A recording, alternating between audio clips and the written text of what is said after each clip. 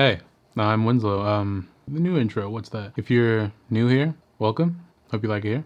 If you've been here for a minute, thanks for coming back. So in this video, I want to talk about what makes a good sound and how you can determine what is a good sound for you. It's it's a very subjective thing, but I feel like there's a few things you can look out for to, get you on your way when you're going through the millions and whatever's millions and millions of samples that are on the internet. It's good to have some guidelines to help you find things. So before we get to that, let's talk about sound selection, sample selection. You want to focus on getting good sound. I guess you want to call it a maxim or a saying in basically the audio engineering world, like recording and stuff, is good sound in, good sound out.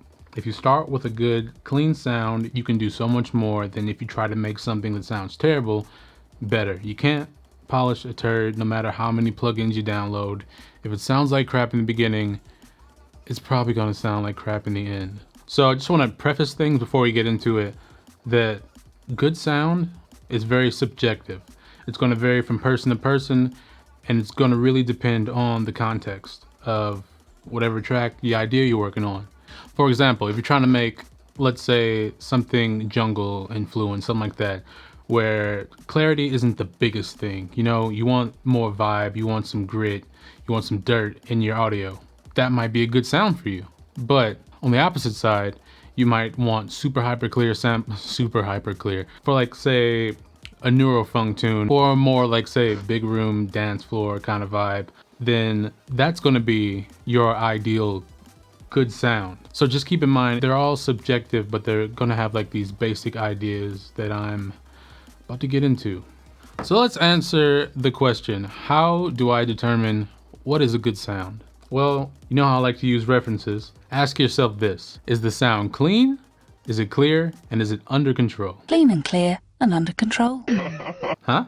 Does that work? Does that work for you? Another dumb reference. But let me delve into this a little bit. Maybe this will make sense, maybe it won't. As you know, or as you're learning, I am often using some odd references, but they make sense in the end. At least I try to make them. So when you want to check if something's clean, is it really lo-fi sounding, or is it, pristine quality? Let's say that. Is it a sample lifted from a vinyl record, or is it like a purpose-made sample from like a sample pack? It's going to be really clean. Well, it should be. What format is it in? Is it MP3? Is it a WAV, AIF? Lossy versus lossless. That can make a big difference. Is it dry or is it wet? Does it have a lot of reverb or effects on it? And if it does, is it something you want or is it something you don't want? I feel like that would sum up the clean part. Clean and fresh. All right, when we're talking about clear, does it have the clarity you want? Is it the sample by itself, or if it was lifted out of a mix, is it really crowded, or is it just like there with maybe a little bit extra? You can cut the ends or the beginnings off, fade in, fade out, that kind of thing. What's the tone or the timbre like? Is it full bodied or is it thin? Is there a lot of mid range, a lot of low range, not a lot of mids, a lot of highs? How is it tonally balanced? If it's like a percussion sample, snare, that's how I would, determine is it clear or not, or that's like my interpretation trying to make this reference work. And like I said at the beginning, you can't polish a turd. Yeah, that's all I'm gonna say about turds. Lastly, we got, is it under control? So is it any, I'm terrible at this. So what I mean by that is, does it have an unnecessarily long tail or something like that? Is it kind of, all over the place as far as maybe the envelope goes? Maybe it has too much sustain, maybe it has a little too much release. You can usually work with that. Yeah, is it too dynamic, where it's completely all transient and then just a little bit of body, and you feel like you can just compress it to, even it out. But by the time you do all that, you've really changed the sound, and we're in that realm of that rule I said earlier that I'm not going to mention. You don't want to, over effect sound, because overproduction can have its own issues and everything later on. So really remember, good sound in, good sound out. And using these three, clean, clear, under control, Clean, clear. you can determine what that good sound is. And again, just to reiterate, it is subjective. You might think you have a great sound, and it's completely okay. Somebody else might come along, like, you know, you post something on like a forum, Discord, something like that, and some guy immediately goes in, you know what I'm talking about. You probably don't.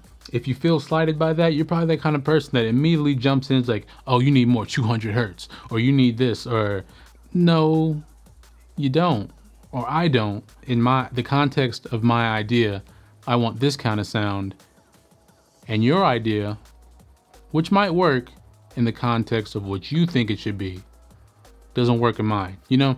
So it's all about point of view, it's all about context. And to bring back a word I frequently use on this, my little soapbox here, this channel, is intentionality. If you are intentional with the sound you're going for, and it clicks all the boxes, the clean, clear, under control, whatever else you have that makes a good sound for what you want, then that's a good sound, no matter what anyone else says. And that's a topic for a different video, you know, but it's something to keep in mind. Another question often asked is, where do I find sounds? And that will be covered probably in the next video. Segue, I'm getting so good at these. If you want to see that next video, feel free to subscribe. So other than that, that's all I got. Let's let me know what you think in the comments. Let me know if there's anything else you think is useful to look out for when finding or determining what a good sound is, because I think once you get that down, that's one less thing you got to think about. Once you get your process down of how you find sounds, what you feel is a good sound, you don't really have to think about it. It's kind of second nature. You just, you know, you're clicking through samples. That's not good. That's not good. Might save that one for later. That's not good. That's not good. Boom. Found the one I'm looking for. You know, be intentional. Keep these things in mind, and you'll be fine. Or maybe you won't. I don't know.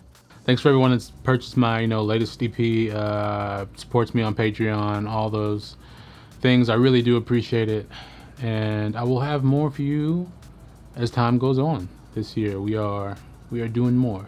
I am doing more with your support and your help. I really appreciate it. But that's about it. I'll see you in the next one.